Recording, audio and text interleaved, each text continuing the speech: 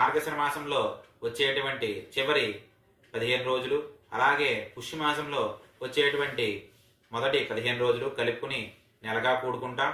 దీన్ని ధనుర్మాసం అని అంటాం. ఈ ధనుర్మాసం అంతా కూడా శూన్యమాసము.